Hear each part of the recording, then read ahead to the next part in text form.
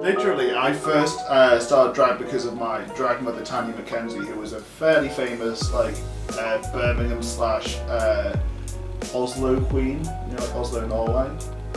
She came over and did a performance with Club Kids, which is like our local drag scene. Apparently got the RuPaul girls. And I met my drag mother Tanya McKenzie at Club Kids. And then circle 4 months later, I spent the entire winter being depressed. So when Drag Idol came around in 2018, the finale was on and Tanya wanted to come up and see that. So she did, and then she said, Ben, I'm going to put you in drag for the first time. I'm like, okay. And then I did that then with Tanya. And it was the first time I'd left the house in 3 months. I didn't really develop as a character until Drag Idol 2019. Because I was going through a similar depressive moment. I'm like, okay, cool, I feel like shit. I'm just going to do Drag Idol because it will make me feel better. I get kicked out in the first week because I was quite annoying and did a really shitty, artsy performance. But that's how Miss Penny Press was really born. It was out of just doing things for me versus doing them for people doing drag. Also with my foam wigs, I hated wearing regular wigs. I hate the hair of them. I think they just feel so awful on you. So I learned how to do EVA foam wigs just really quickly, and then I made one on my 21st birthday this year, just during whilst Drag Idol was on, because of course I was still hanging out with everyone. It's not like I just kind of fucked off and disappeared. And that was a birthday cake wig. I got so many compliments on it. I'm like, well, I'm just going to do wigs like this now. And after that, I just kind of kept getting opportunities that I never would have expected to get. For example, down in Coventry,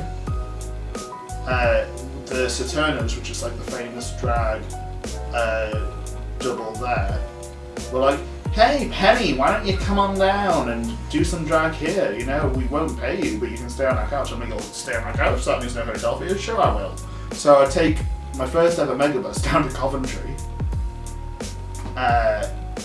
and literally it was the most fun time of my life, because doing drag in a different city, seeing a whole other different side of drag, it really kind of gave me that impetus to do drag and do it as a more frequent thing, and actually try and turn it into my life, because it's holy shit, I can go travelling, I can have all this fun and do shit that I wouldn't get to experience otherwise. And not only that, all of my shit can be on business expense.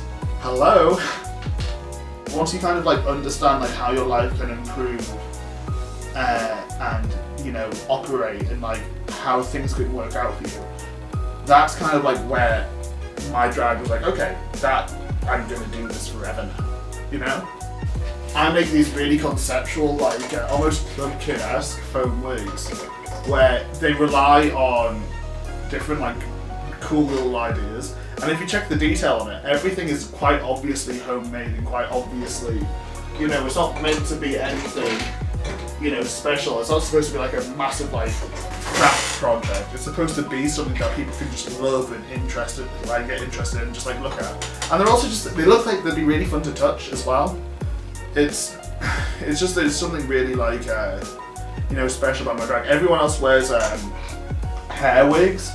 And I don't like hair wigs because they are just the most awful sensation.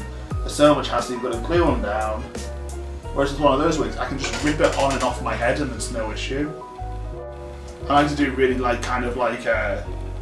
weird shapes and colours and ideas, because that one's got a giant sticky hand in it. It's when you do drag, you should always try and find the concept which you want to find and do it in the way which suits you. So that's why I ended up doing my own drag in a very arts and craftsy way. Because I think it's really nice that you look at it, it's okay, so that was homemade. It's yeah, so what? I mean, not to say that everybody doesn't make stuff, because if you do drag in the UK, you sew. Because if you don't sew, then you're not going to have any good garments.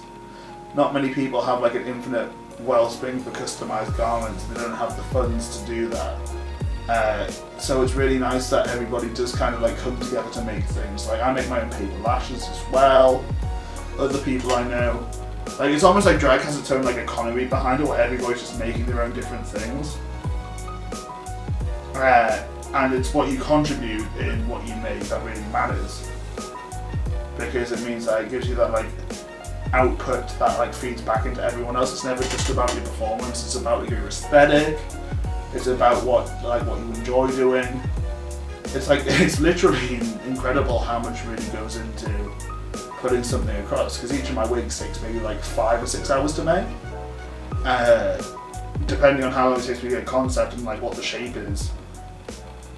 But once you have that wig, it's like it's stuck in that one position forever, and it means that it almost becomes like an art piece.